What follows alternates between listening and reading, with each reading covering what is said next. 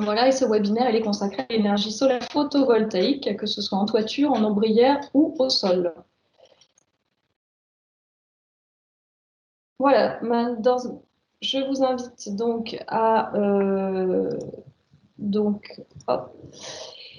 Eh bien, je laisse la place donc à Philippe Caillon, vice-président du CIDELA, qui va représenter la région de Blain, qui est adjoint de Blain, qui va représenter aussi la SEM et qui va nous faire un petit topo introductif sur l'énergie solaire photovoltaïque.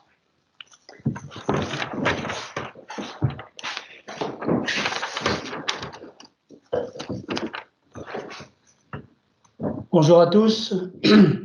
Produire de l'électricité sur son bâtiment, son parking à partir de l'énergie du soleil, cela paraît naturel à la majeure partie d'entre nous, aujourd'hui, élus, collectivités ou citoyens. C'est de très loin le mode de production d'électricité le plus accessible et le plus répandu en nombre d'installations. En Loire-Atlantique, on compte quelques dizaines de parcs éoliens, mais plus de 11 000 installations de panneaux photovoltaïques. Pour nous, les collectivités élues, on peut ajouter d'autres éléments d'actualité. Des tarifs de soutien de l'État avantageux pour les acteurs en capacité d'investir. Une baisse très importante et régulière du coût des panneaux. Une prise de conscience croissante des enjeux de transition et un passage à l'action facile avec ce mode de production. En écho à nos concitoyens, une prise de conscience croissante du devoir d'exemplarité des collectivités, un intérêt économique et énergétique de l'autoconsommation. Le principe d'autoconsommer sa production d'électricité est sans doute la transformation actuelle la plus profonde du système énergétique. Avec l'autoconsommation, nous ne sommes qu'au début d'une longue aventure et nous aurons sans doute ultérieurement un temps dédié sur ce sujet. Pour débuter ce mandat, il nous a paru de bien reposer les bases d'un sujet qui présente de nombreuses spécificités et qui le rend relativement complexe. C'est pourquoi vous aurez dans la présentation suivante une première partie qui rappelle quelques généralités sur le contexte du photovoltaïque, une seconde partie qui exposera une méthodologie pour nous permettre d'établir à l'échelle de votre territoire et en particulier dans le cadre des PCAET, une stratégie concrète de développement du solaire sur votre territoire.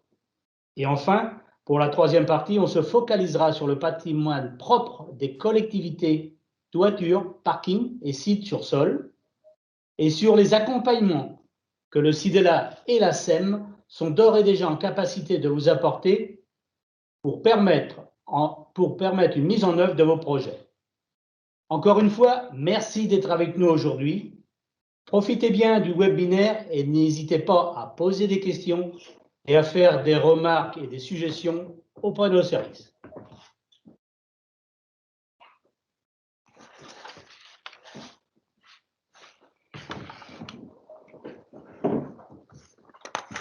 Bien, merci Philippe Caillon pour cette introduction. Donc, juste un petit point de rappel, donc, nous sommes sur un cycle de 8 webinaires et que nous sommes au 6e webinaire sur l'énergie solaire et qu'il y en aura 2, mobilité durable et méthanisation et réseau de gaz. On aura l'occasion d'y revenir. Sans plus tarder, je vous propose de vous présenter donc, les intervenants de ce matin. Donc, François Oran, qui est responsable développement et exploitation à la SEM CIDELA Énergie 44, en binôme avec Emmanuel Bourrien, qui est chargé de projet énergie renouvelable et innovation au CIDELA. Donc, ces deux intervenants vont se succéder pour vous présenter donc, le contenu de ce webinaire. Alors, pour commencer, en fait, on va partir de projets concrets que le CIDELA a pu accompagner sur les derniers mois. Alors, le premier projet que je peux vous présenter, c'est une centrale photovoltaïque qui a été installée sur la mairie de la Renaudière, dont le raccordement a été effectué la semaine dernière, cette semaine, pardon. C'est une petite centrale, hein, c'est 9 kW crête, donc ça représente environ 50 mètres carrés en autoconsommation, et ça couvre 40% de l'électricité consommée par la mairie et la salle polyvalente qui est située à côté, qui fait office également de restaurant scolaire. Donc on a 48% de l'électricité qui est produite qui est autoconsommé, le reste est injecté sur le réseau, donc on est dans une autoconsommation avec du surplus, et ça représente donc ce que je vous disais, 40% des consommations du site. Alors le SIDELA, sur ce projet, s'est positionné sur 3 premières phases, enfin sur les 3 phases en tout cas qui ont permis de réaliser le projet, c'est-à-dire la phase émergence, la phase étude et la phase réalisation. Je vais rentrer un peu plus en détail tout à l'heure sur qu'est-ce que sont ces phases et qu'est-ce qu'il faut faire pendant ces phases-là. Un deuxième exemple, là c'est un projet d'autoconsommation collective sur la commune de Valette. Donc c'est un cas typique où on a un site de production neuf, pour le coup, qui est un centre technique municipal. Donc c'est ce que je vous disais tout à l'heure, un centre technique municipal, il y a peu de consommation et un gros potentiel de production. Donc qu'est-ce qu'on va faire de ce qu'on n'arrive pas à autoconsommer? Eh bien on peut faire de l'autoconsommation collective. Et donc on a identifié, enfin on a aidé la collectivité à identifier des sites de consommation qui sont dans le périmètre de l'autoconsommation collective, donc un périmètre de 2 km. Et on a évalué avec une étude de faisabilité la capacité de ces sites à consommer l'électricité qui est produite par le centre technique et on arrive à un taux d'autoconsommation de 97%. 97% de la production est consommée sur la commune et par les sites de la collectivité. Et donc ça représente un taux d'autoproduction de 15%. Donc ça veut dire quoi? Ça veut dire que 15% de la consommation de l'ensemble de ces sites est couverte par la production du centre technique. Donc ça a été réalisé via un accompagnement du SIDELA, où on a fait une étude de faisabilité dédiée à l'autoconsommation collective. Donc on voit un peu là sur l'histogramme la répartition mensuelle de l'électricité autoconsommée qui est en vert. Tout ça pour dire que pour réaliser un projet, il faut faire des études, il faut être accompagné. Si vous êtes un privé, si vous faites un projet photovoltaïque chez vous, ça paraît assez simple en fait. Vous avez votre maison, vous pensez qu'elle est bien orientée, vous avez un peu de consommation, vous pouvez faire soit de l'autoconsommation, soit de la vente totale, vous allez voir un installateur, vous faites un devis, et paf, il vous installe la centrale photovoltaïque. Donc c'est assez simple, ça paraît assez simple, mais malheureusement, sur des projets de collectivité, c'est un peu plus compliqué, et puis il faut savoir prioriser, évaluer, étudier, correspondre aux normes, etc. Donc c'est pour ça qu'on a monté tout un dispositif pour vous accompagner sur les phases. Donc là, on va décrire un peu les différentes phases de réalisation de ce projet. Donc on retrouve les 4 grandes étapes, émergence, étude, réalisation, exploitation. Je vous ai mis un peu un ordre d'idée des durées que peut prendre, donc des durées optimales que peuvent prendre ces étapes. Donc on voit quand même qu'il faut compter 1 an au moins pour réaliser un projet photovoltaïque. Donc la phase émergence, qu'est-ce qu'on va se poser comme question? Le gisement, donc ça c'est le cadastre, c'est ce que vous a montré François. Et puis une fois qu'on a étudié le gisement, on choisit notre bâtiment sur lequel on va aller un petit peu plus loin. On peut essayer d'évaluer la vente ou l'autoconsommation. Et puis on peut essayer d'évaluer le risque structurel, ce qui est particulièrement important sur les ERP. Est-ce que la structure de mon bâtiment va correspondre aux normes nécessaires? Donc pour ça, on a des outils qu'on propose aux collectivités, donc le cadastre, les notes d'opportunité, le diagnostic, un pré-diagnostic structure pour évaluer ces éléments. Une fois qu'on a bien fait le tri dans nos projets, ça c'est une phase qui coûte pas cher, qui est quasiment gratuite, à part le pré-diag. Une fois que vous avez fait le tri dans vos projets, que vous avez avancé un peu plus loin sur 1 ou 2 projets que vous avez sélectionnés, eh bien on va passer en phase étude. Donc là, il y a 2 éléments à valider, le calcul du renfort de structure et autoconsommation. Donc, est-ce qu'on va on va essayer de dimensionner plus précisément l'autoconsommation, voir quelles sont vraiment les capacités d'autoconsommation, et puis voir comment est-ce qu'on peut concevoir électriquement l'installation, où est-ce qu'on peut passer les câbles, est-ce que c'est facile, etc. Est-ce qu'il y a besoin d'un local dédié ou pas. On peut également évaluer à ce moment-là l'autoconsommation collective, c'est ce qui a été fait là, sur le projet de Valette. Donc pour ça, on a aussi des outils, un diagnostic de structure et puis des études de faisabilité qui sont disponibles via des marchés à bon de commande. Et puis une fois que vous avez bien consolidé votre projet, vous avez votre plan de financement, vous avez validé tout ça en conseil municipal, eh bien c'est à vous de jouer maintenant. Vous êtes maître d'ouvrage et donc vous allez devoir réaliser l'installation. Donc là, vous allez vous entourer de différents acteurs qui vont vous permettre de réaliser cette installation photovoltaïque. Vous allez avoir un maître d'œuvre, vous allez avoir un contrôleur technique, un contrôleur SPS. Bon, après, ça dépend des configs. Vous allez devoir faire une demande de raccordement auprès d'Enedis. Donc ça, c'est pareil, ça peut être fait par les prestataires.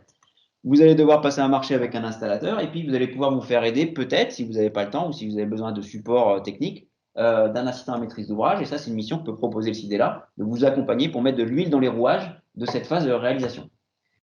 Et enfin, eh bien, vous avez votre installation photovoltaïque, elle est raccordée, elle va produire. Et maintenant, la question, c'est, il faut qu'elle produise bien, sans problème, pendant 25, 30, 40 ans, pour que votre modèle économique il soit viable et il soit, voire même encore plus intéressant que ce que vous aviez prévu. Donc, ça passe par 2 éléments en phase d'exploitation. Le premier est la supervision, vérifier que ça produit bien comme prévu, essayer de détecter les erreurs, et puis avoir accès à des prestations de maintenance. Donc ça, ce sont 2 services sur lesquels on réfléchit aujourd'hui pour vous proposer ça dans les mois qui viennent. Donc voilà sur comment on réalise un projet. Alors, pour résumer un petit peu, ce qu'on s'aperçoit, c'est que sur des projets publics, sur des bâtiments publics, on a des contraintes.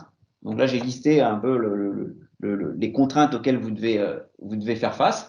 On a des contraintes sur le gisement, il faut que votre bâtiment soit bien orienté. Si c'est un bâtiment neuf, concevez-le de manière à ce qu'il soit dans les bonnes dispositions, des dispositions optimum de gisement. Vous avez des contraintes de raccordement. Est-ce que le réseau existant il peut recevoir votre installation? Sinon, il y a peut-être des coûts de renforcement, ça c'est à évaluer. Quand vous faites un bâtiment neuf, vous concevez le soutirage du bâtiment et la production en même temps. Donc ça c'est pareil, ça à prendre en compte. Vous avez des considérations d'installation électrique. Si vous êtes sur un existant, il faut essayer de voir comment est-ce qu'on peut se brancher sur l'installation de soutirage existante, sur l'installation électrique existante, dans les normes de sécurité nécessaires. Il faut aller interroger le SDIS. Et sur les bâtiments neufs, il faut favoriser l'installation, c'est-à-dire dès la conception, prévoir un local pour les onduleurs, prévoir le cheminement des câbles, etc. Sur la structure, on l'a soulevé dans les questions tout à l'heure, c'est très important. Il faut que votre structure, votre charpente, soit compatible, puisse supporter le surpoids lié au module photovoltaïque. On est sur du plus 15 à 20 kg par mètre carré. Et si vous concevez un bâtiment neuf, il faut l'intégrer dans la conception, dans les calculs. Et enfin, sur la couverture, si on est sur des ERP, il faut que la couverture, donc le complexe d'étanchéité et puis la toiture, le bac acier ou les ardoises, etc., soit compatible avec des systèmes certifiés. Et donc, il faut vérifier cette compatibilité-là si vous êtes sur de l'existant et voir aménager. Et si vous êtes sur un bâtiment neuf, il faut concevoir un bâtiment qu'on appelle PV Ready, c'est-à-dire faire en sorte qu'il soit compatible dès la conception. Donc, pour faire le pont vers les projets neufs, parce qu'on s'aperçoit quand même qu'un projet neuf, au final, c'est plus facile à réaliser qu'un projet existant, parce qu'on peut prévoir les contraintes. Eh bien, quelques petites recommandations sur un projet neuf. Prendre en compte le photovoltaïque dès le départ, c'est-à-dire aller chercher des architectes qui sont compatibles avec le photovoltaïque, qui ont envie de faire du photovoltaïque et qui vont concevoir un bâtiment qui est PV Ready. Alors, PV Ready, ça veut dire quoi? Ça veut dire on est optimum en gisement, on est optimum en structure, on est optimum en couverture. Ensuite, être accompagné d'acteurs compétents. Donc, si vous êtes sur un projet neuf, soit vous allez chercher un maître de photovoltaïque en parallèle de votre architecte pour pouvoir concevoir la centrale photovoltaïque de manière efficace, précise et de qualité. Soit vous décidez d'aller chercher un bureau d'études en assistance à maîtrise d'ouvrage en soutien de l'architecte pour le conseiller parce que l'architecte n'a pas forcément toutes les compétences de conception sur le photovoltaïque. Ou enfin, une situation un peu plus dégradée, c'est de faire confiance au bureau d'études fluide de l'architecte à condition qu'il soit compétent et expérimenté sur le photovoltaïque. Dans tous ces cas, en tout cas, le CIDELA est là pour vous accompagner. Alors, on ne va pas faire de conception aujourd'hui, mais on va être là pour vous accompagner, pour analyser les propositions, pour faire de la relecture, pour choisir, pour valider, en tout cas, en appui des décisions que vous aurez à prendre en tant que maître d'ouvrage. Voilà ce que j'avais à dire pour les bâtiments, pour les installations sur bâtiment. Maintenant, je vais laisser la parole à François pour les installations au sol et sur ombrière. Très bien. Donc, en effet, une fois qu'on a traité les toitures, reste à traiter notamment les parkings. Donc, comme je vous disais tout à l'heure, la SEM CIDELA Énergie 44, à la demande du CIDELA, a imaginé un dispositif pour essayer de proposer un déploiement mutualisé d'ombrières sur petits parkings. Parce que autant il y a un équilibre économique assez facile à trouver sur les grands parkings, notamment de surface commerciale, puisque vous avez compris qu'il y a un rapport de proportionnalité directe entre la surface qu'on a mobilisée et le coût finalement de la fourniture d'électricité au final. Et donc, plus on va être sur des petites surfaces, plus l'équilibre économique va être tenu. D'où l'idée de travailler par des grappes de projets d'ombrières photovoltaïques à l'échelle du département de Loire-Atlantique. Pour ça, la SEM s'est associée à une entreprise qui s'appelle Siouson, qui est spécialisée dans la constitution d'ombrières de petites dimensions, avec quand même comme adage que la SEM est décisionnaire et donc est majoritaire dans la société créée par ces deux acteurs qui s'appelle Ombrières de Loire-Atlantique. Donc, l'idée de cette société, c'est de vous proposer aux adhérents du CIDELA la mise en place d'ombrières solaires sans investissement quelconque de la part de la commune.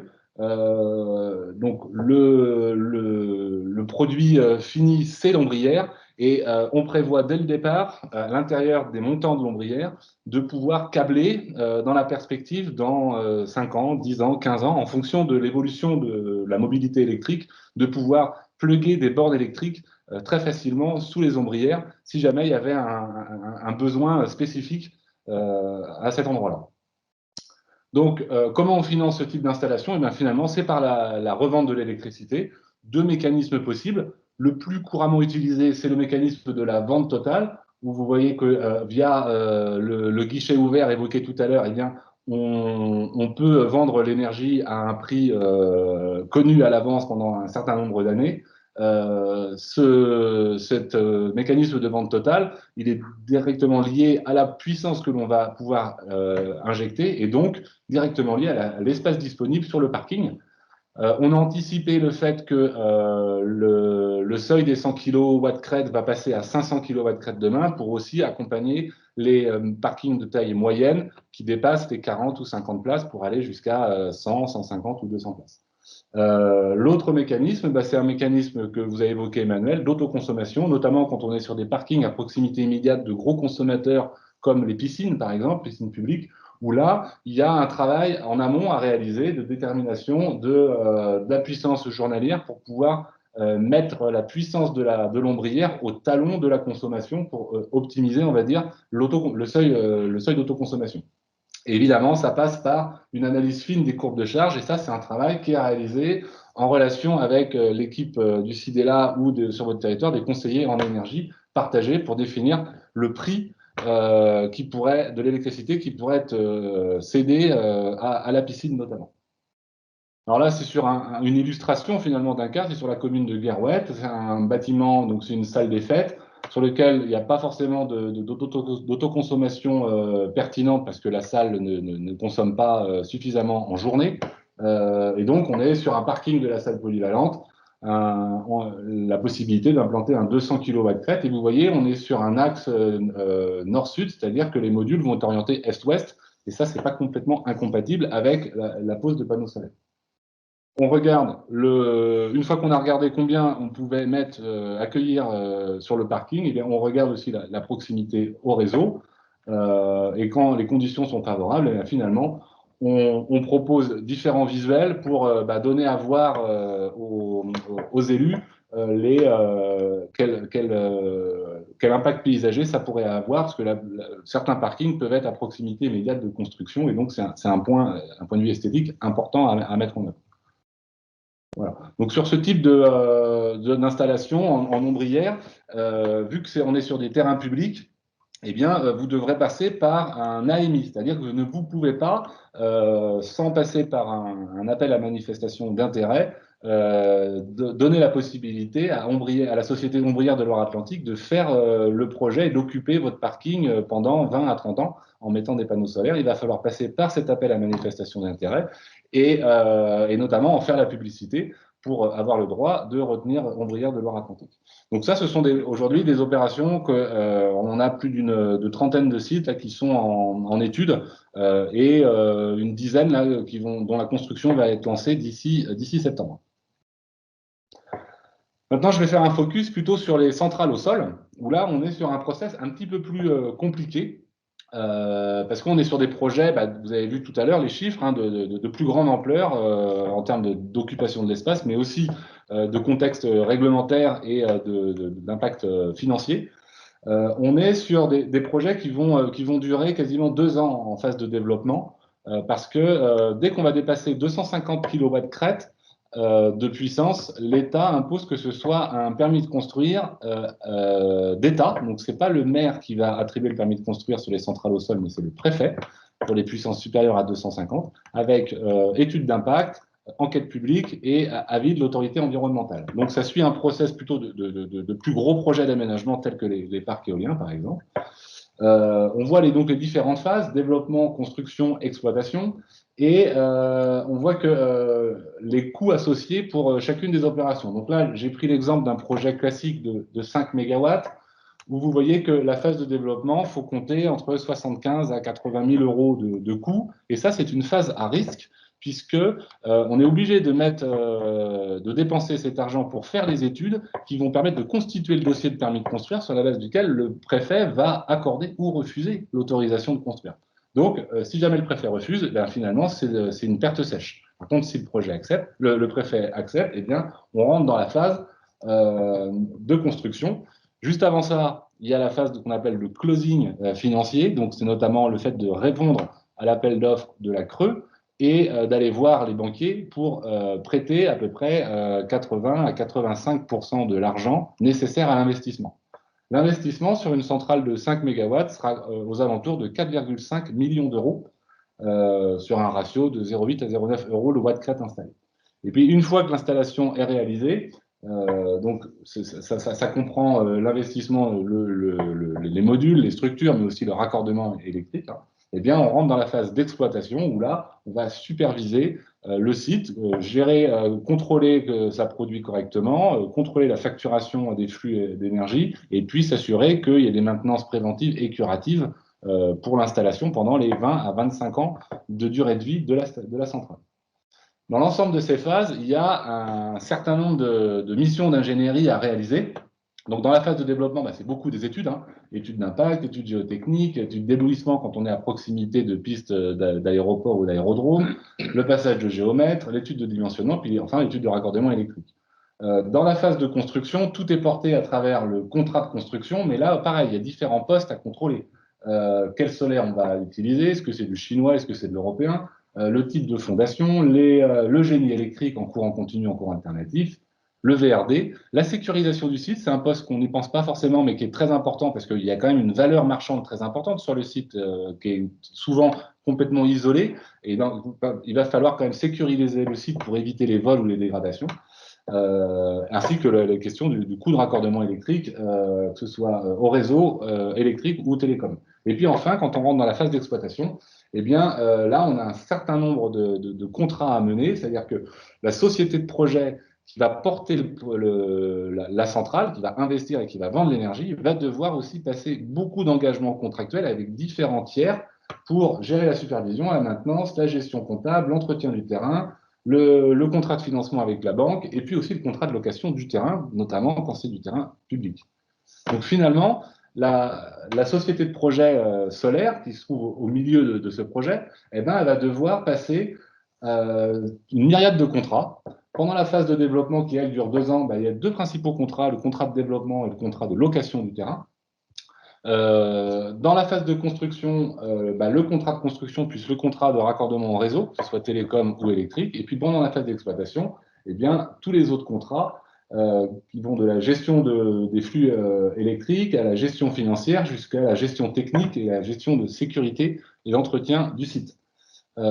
Classiquement, dans ce type de projet, quand c'est un opérateur privé qui porte l'ensemble de ces risques, eh bien, vous allez voir que ce dernier va poser des contrats avec ses propres filiales. C'est-à-dire qu'un opérateur privé va créer la société de projet, mais il va donner le contrat de développement à sa filiale développement, va donner le contrat de construction à sa filiale construction et le contrat d'exploitation à sa filiale contrat d'exploitation.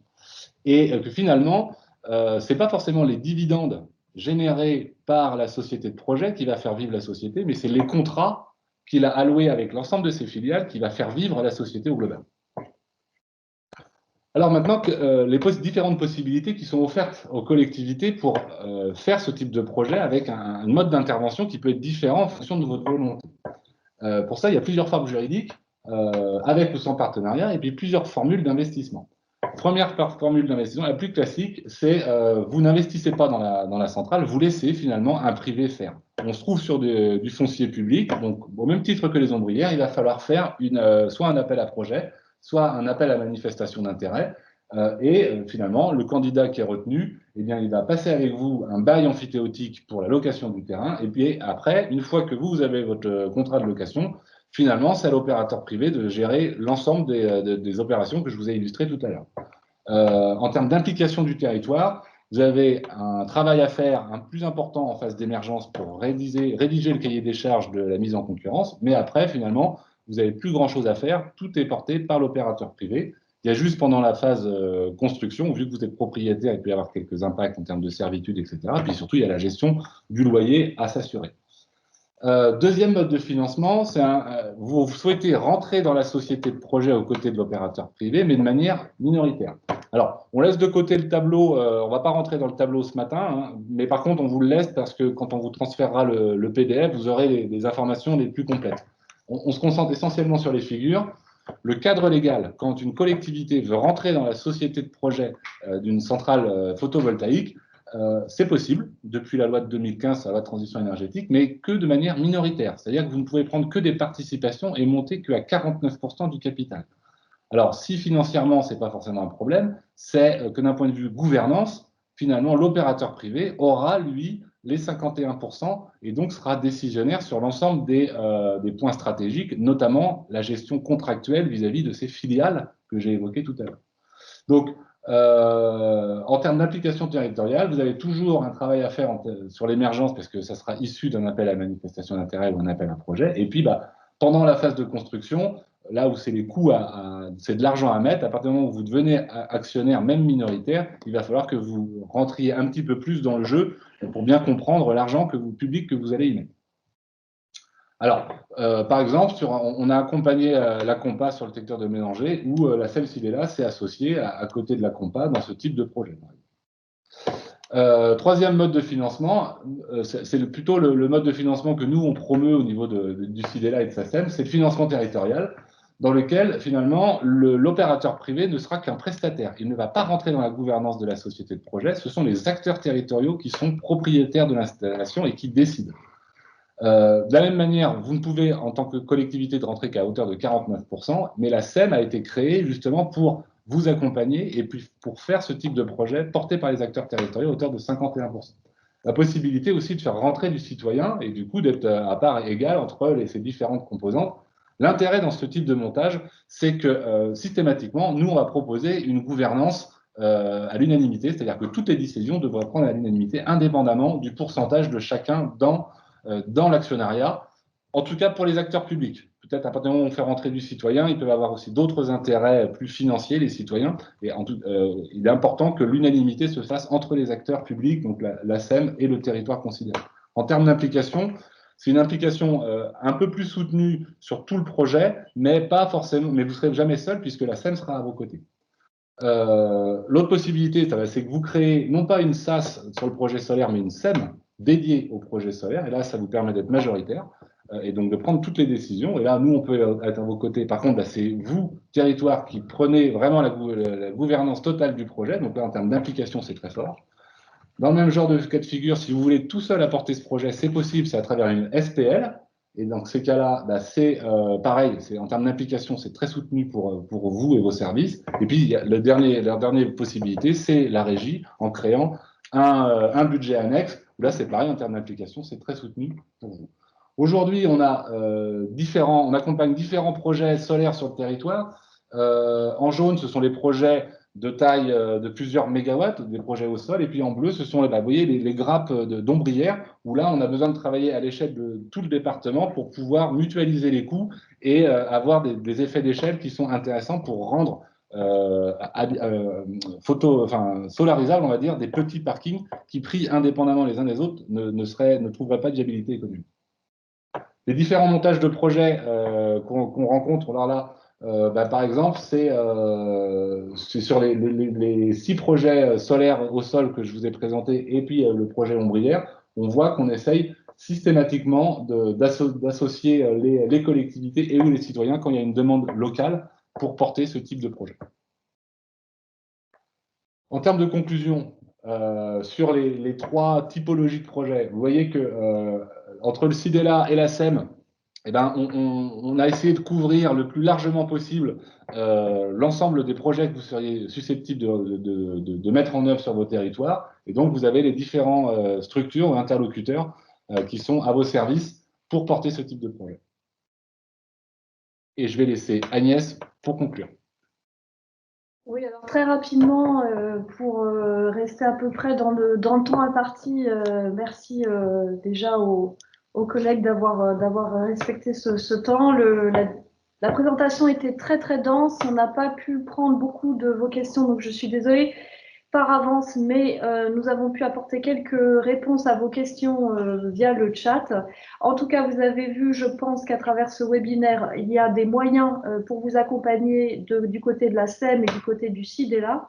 Donc, vous avez plus d'informations, je pense, à l'issue de ce webinaire pour savoir un peu vers qui vous tournez et qu'est-ce que vous pouvez attendre comme accompagnement précisément, sachant que Le contexte, il est évidemment favorable, tant au niveau national qu'au niveau réglementaire, du coup, et la filière, elle est mature pour mettre en place ces projets. On a des retours d'expérience bénéfiques et profitables pour les porteurs de projets d'aujourd'hui, des projets citoyens, des projets pilotés par les collectivités. Donc, tout l'environnement est effectivement extrêmement favorable pour concourir à l'échelle d'une commune à la mise en œuvre de l'accord de Paris, de l'accord mondial sur le réchauffement climatique, pour répondre aux objectifs fixés par la PPE, la programmation pluriannuelle de l'énergie. Donc tous les efforts sont bons à prendre. En tout cas, nous vous remercions pour votre attention et d'être restés avec nous jusqu'au bout. Nous vous invitons à répondre encore une fois un questionnaire, mais cette fois un questionnaire de satisfaction sur le webinaire pour nous améliorer toujours davantage. Sachez que le prochain webinaire sera consacré à la mobilité durable et elle aura lieu, ce webinaire aura lieu le 19 mars et nous clôturons par le webinaire sur la méthanisation des réseaux de gaz et la chaleur renouvelable le 26 mars. Vous avez aussi la possibilité de retrouver tous les contacts des intervenants d'aujourd'hui par thématique. Donc, vous avez ici affiché les différents contacts des intervenants que vous avez pu voir s'exprimer aujourd'hui, ce matin, Emmanuel Bourrien, François Oran. Il y a également Stéphane Renaud sur l'aspect projet donc photovoltaïque. N'oubliez pas donc de participer aux différents sondages. Merci à vous, à bientôt et bon appétit et bonne journée. Merci, bonne journée. Au revoir.